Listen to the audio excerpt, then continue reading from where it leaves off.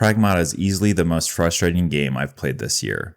Not because it's bad, but because it's constantly one design decision away from being great. I've been struggling with how to review Pragmata since I finished it. Part of it's because the conversation around the video game has been strange, and the other part is I couldn't quite figure out what I wanted to say about it. I don't think it's a masterpiece, and I don't think it's a disaster, and I also don't think it's a video game either. It's much more frustrating than all of those things combined. It's a game that's incredibly close to being great, so I took some time away from it. I played some other games, I let my thoughts settle, and then came back for a second playthrough on lunatic difficulty to see if my opinion would change. It didn't. If anything, replaying the game only reinforced what I felt the first time. Capcom has an ambitious goal for Pragmata. It wants to combine the fast-paced third-person action shooting with a real-time hacking puzzle system. On paper, you would think that's a really interesting idea. You're shooting, moving, dodging, managing resources, and hacking enemies all at the same time. The problem is, the game never finds a way to make those systems cohesively work together. Instead, what we get is one system has to be finished to unlock the other, and that becomes the defining issue of the entire experience. That would be similar to like, if you want to finish this video before you continue watching, you have to like and comment down below. Everything in Pragmata, from its enemy design to its progression systems to its level structure, it never really feels fully fleshed out. It kind of gets in its own way while never really creating any tension, and the game never fully feels like it gets out of first gear. There were moments during my playthroughs where I could see Pragmata in the game that it wanted to be. There are a little bit of flashes of brilliance there. Some weapons are fantastic. Moving around feels great, even though it's kind of overpowered. There's also some really great side content that shines after you beat the game. But those moments are buried beneath a design philosophy that seems afraid to challenge the player. And the more that I played Pragmata, the more that it started to feel less like a finished game and more like a tech demo for an upcoming game. Side tangent here. I have had this thought of what is a AA game and what makes a AAA game a AAA, etc., because there's always that question, why can't we have more AA games? And what makes a AA game? I kind of think Pragmata fits that AA experience. And the reason why we don't really consider it AA is because like developers have gotten so good at kind of masking things that you would not know really what a AA game feels like compared to 25 years ago when you pick up a bargain bin game and it's a janky mess. Developers are a lot better these days. I don't really feel the budget of Resident Evil 9 in Pragmata. So am I crazy to say that Pragmata is a AA game that kind of flirts with AAA tendencies? Genre blending is difficult because two mechanics don't automatically complement each other. More often than not, one system has to give ground so the other can exist. And I feel like that's exactly what happens in Pragmata. The game wants to be both a fast-paced action shooter and a real-time hacking puzzle at the same time. But instead of finding a way for those systems to enhance one another, it solves the issues by handicapping the shooter. Your bullets don't do any damage until you've completed a hack. Meaning every single time an encounter begins, the game takes away your ability to fight. The shooting doesn't support the hacking, and the hacking doesn't support the shooting. In fact, what we actually get is the hacking gatekeeps the shooting. So now that we have artificially justified the hack, once this is completed, it opens up the droids to take more damage. Just think about what that means for a second. In order to justify the hacking mechanic to be in the game, Capcom first has to disable the shooting in its third-person shooter. The hack doesn't enhance the combat, it withholds the combat until you've completed it. Hack, your guns unlock to do their full damage, and then you can fight. That's what this game is. I recently had this realization when I was streaming Resident Evil 0 on my Twitch, which I think you should head on over there after watching this video and give me a follow there and come hang out. In Resident Evil 0, you can control player A with your left stick and player B with your right stick. And why this is important in Resident Evil 0 is when they are not grouped together, you can eliminate unnecessary backtracking. If you take Rebecca and have her go through room A, let's call it, and have Billy planted at a door that you want to go to, let's call that room B, by the time that you progress through the room A with Rebecca, and come back into the room that Billy is in, you can quickly switch to Billy, call Rebecca, and then move into room B, and they are grouped together, ready to do the same thing again in room B, progressing your way forward and trimming off seconds that you would need to move Rebecca over to Billy. If we're to look at Pragmata, it's basically the same core concept of controlling a character with your right thumbstick. However, instead of just moving a character, we're just doing a simple slide puzzle. You can really replace this puzzle with anything that you can do with a simple joystick command. Mechanically, it's the same thing. I think it's a giant step backwards in gameplay design and not a true genre blend rather than genre gatekeeping. You have to complete the prerequisite challenge of the puzzle in order to engage with the action part that actually carries the encounter. There's no risk to failing a hack either. There's no time limit, there's no danger, until the extreme late game. And by that point, if you're struggling, you can completely toss this aside by using the auto hack mod you can purchase. That's right, one of the core gameplay features that makes this a video game can be bypassed by the purchase of a mod, and I will explain why that is a poor design philosophy later on. But back to the hack. So like I said, the hack acts as a gate to the gameplay, because these puzzles offer no thought process in order to complete. You're not really racking your brain on how to complete them. There is so much time to complete the hack, and there's no risk for not finishing it. So if they're approaching you to attack, you can let go, aim, reposition, and rehack and pick up right where you left off. And there's even a mod that allows you to get hit and pick up right where you left off, almost rendering everything the enemy can do to you to protect itself from the hack sequences completely useless. And on the odd chance that you do fail a hack, it is so inconsequential that you can immediately re-enter the hack after a slight flinch. But if you're going to put an artificial barrier in front of the action, I think that barrier needs to justify itself. And it simply can't just be a gateway to fun. I think it has to be a part of the fun itself. And that's where I think Pragmata fails. Instead of the hacking being a lock that you open for the combat, I think it could have been a tool to be used more as a cohesive unit to blend everything together. Imagine that you hack and then you start to do damage, and then you start to hack environmental objects as well to be a part of your gameplay loop. That is a more cohesive unit instead of just hacking the enemy AI over and over again and having that hack do more damage than your actual guns. So now that begs the question, what are we actually hacking? In short, the enemies in this game do not work. Most encounters, there's hardly any pressure from any enemy. And when there is, Diana is more vocal than any other companion I've seen in a video game in a long time, telling you to get out of the way. So we break our no-risk hack, reposition ourselves, and finish the hack and proceed to do damage. This gameplay loop that you find early on in the game is caused by long pauses that the AI has. And then it's not even really fair to call these guys enemies. They're moving target practice. It's fish in a barrel. I've noticed a trend of games where the protagonist's abilities are so far overpowered when compared to the enemy, you don't really have much of a challenge in front of you. Another little tangent here. Every time a new superhero game comes out, everyone always asks the question, why can't we have a great Superman game?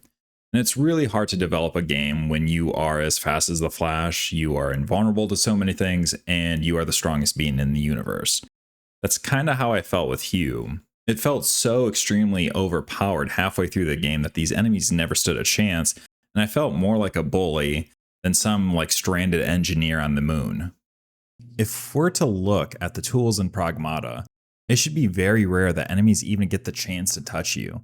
You can freeze them, you can distract them, and most importantly, like I mentioned earlier, you can outmaneuver them. There is so much imbalance in the core design of the game that's only compounded by the enemy's AI, or lack thereof. Every attack is so telegraphed by the enemy, you have plenty of time to get out of the way, or for Diana to tell you to move out of the way. Once you've completed a hack on the enemy, it exposes their weak points to do more damage. In shooters, I really do like the idea of weak points. It gives us, the player, an idea of what to aim at to do more damage, and in most cases, it also makes the enemy act in a way to protect those weak points. However, that later half never happens. Once a weak point is exposed in Pragmata, the enemy never changes its approach to surviving. And again, they feel more like target practice for your cool arsenal of weapons that you have, rather than actual threats or enemies.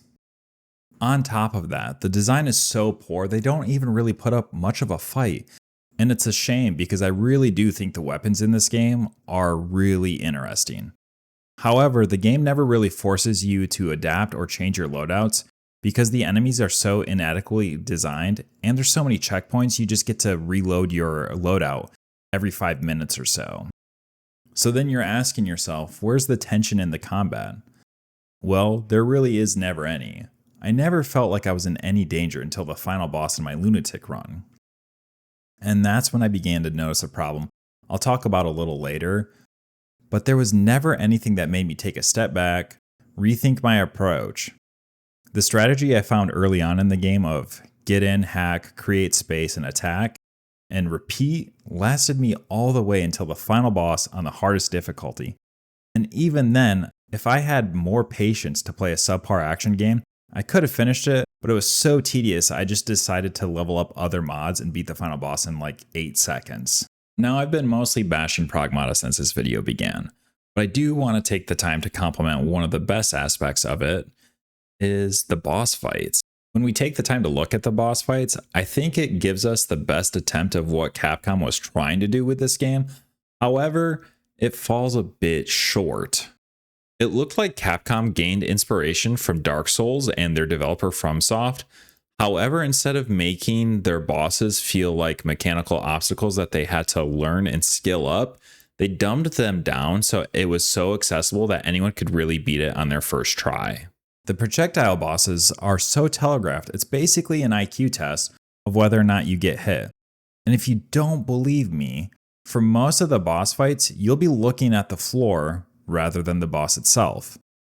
Because the attack is so telegraphed where the projectile will land, and all these boss fights have weapons on the outside of the arena of the map, you just kind of look at the floor, see if you're in danger, go replenish your ammo, and then just run back to the section that's not covered and do damage. I'm not really sure where these types of attacks come from, but for me, it kind of makes Capcom look lazy. There is no ambiguity of when and where you should place your character. It is clear, you just move to where there are no lines on the floor.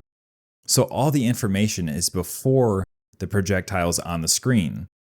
Instead of having projectiles that you need to read while looking at the enemy, take Saros for example, you're constantly moving and trying to avoid the bullet hell like projectiles, based on where the enemy is, where you think those projectiles could end up, and where you need to be to avoid damage.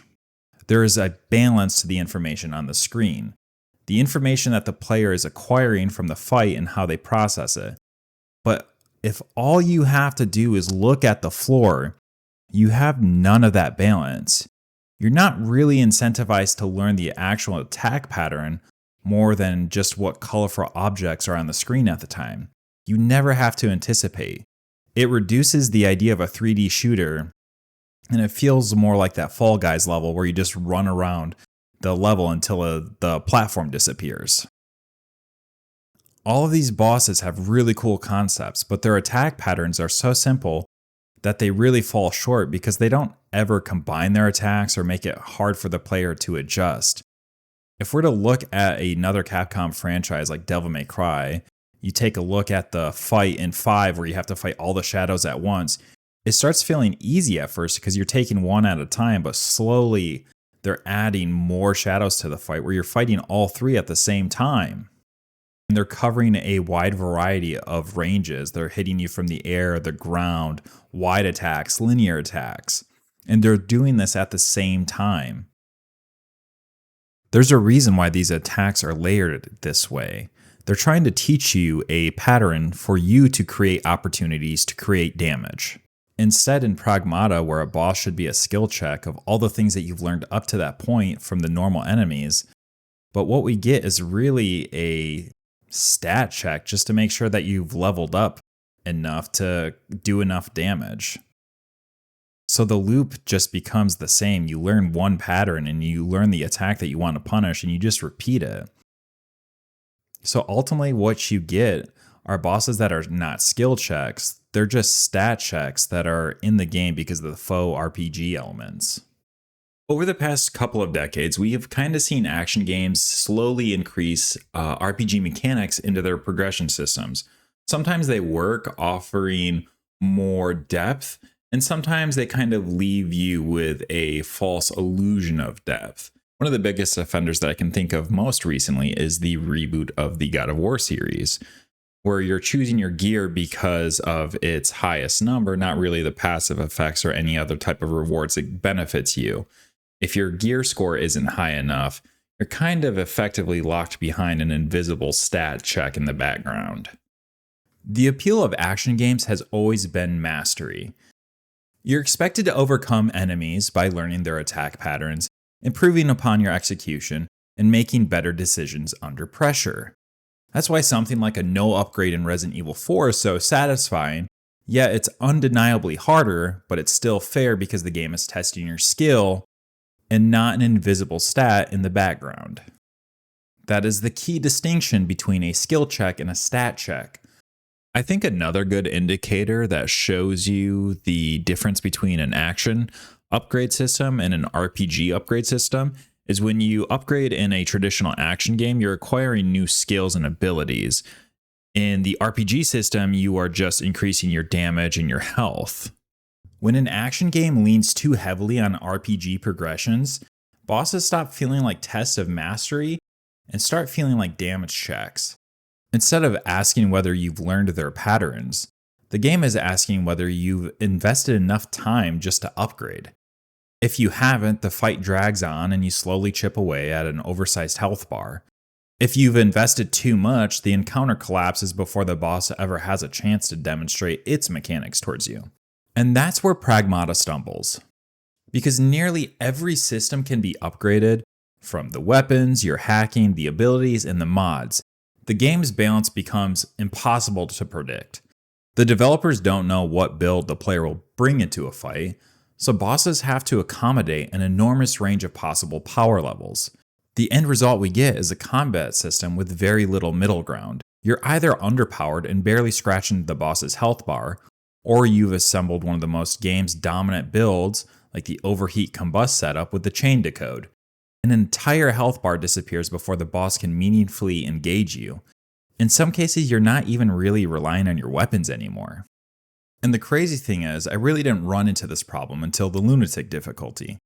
I reached the final boss, realized my build wasn't keeping up, and instead of practicing the encounter, I stopped to grind and level up my materials.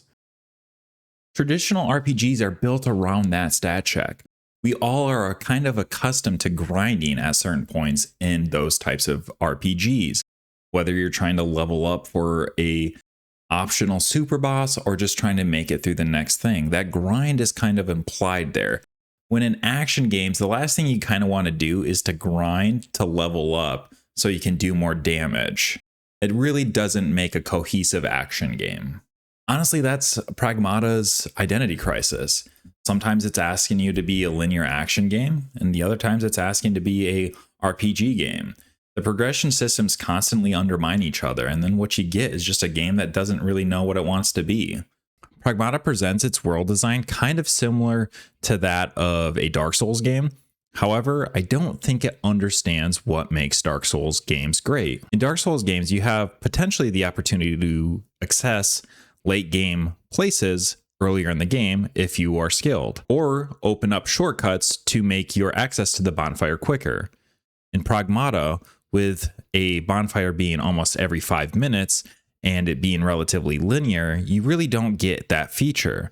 It would be different if you could access different parts of the world, but the game is forcing you along a guided path the entire time without that exploration. If you're able to touch a bonfire every 5 feet, the difficulty of the game is almost rendered to 0.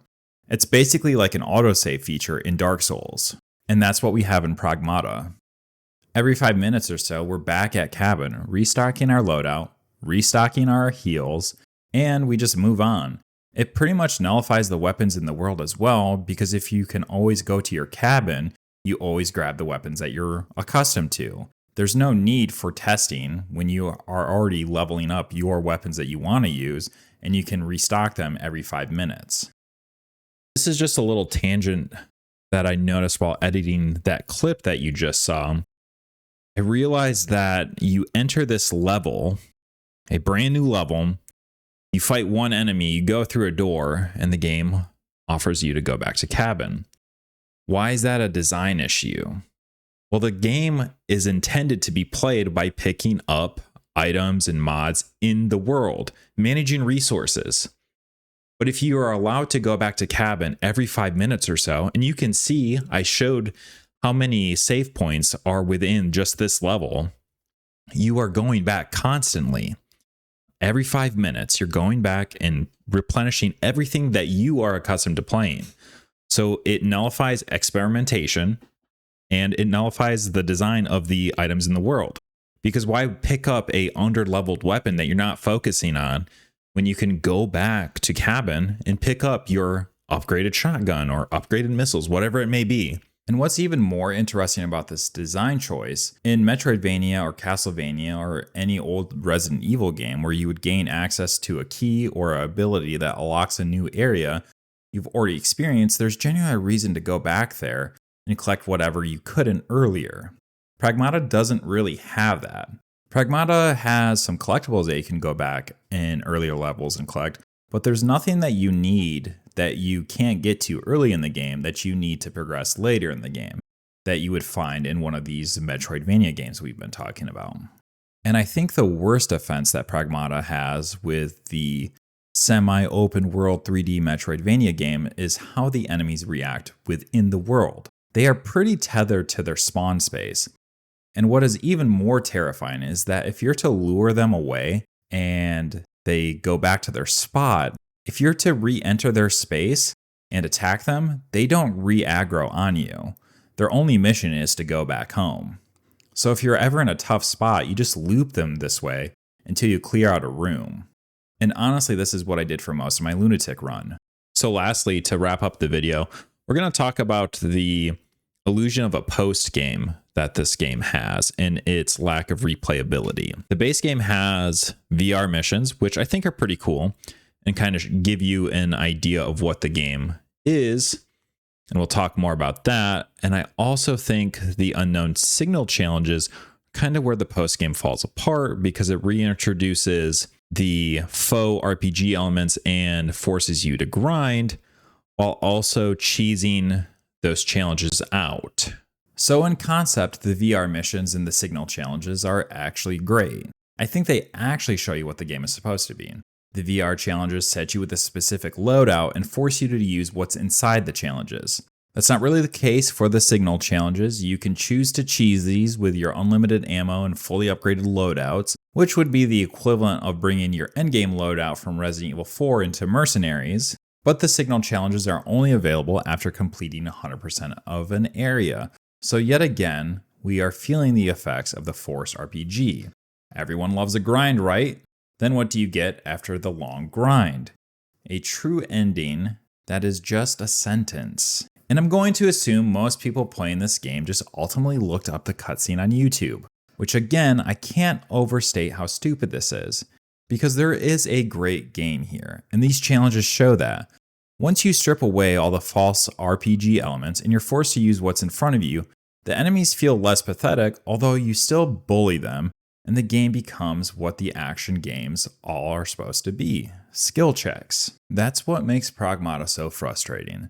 I don't think Capcom failed because they aimed too high. I think they couldn't figure out how to blend two genres they wanted to mix. Every interesting mechanic is softened or interrupted, beneath systems that exist to make the experience easier rather than more engaging.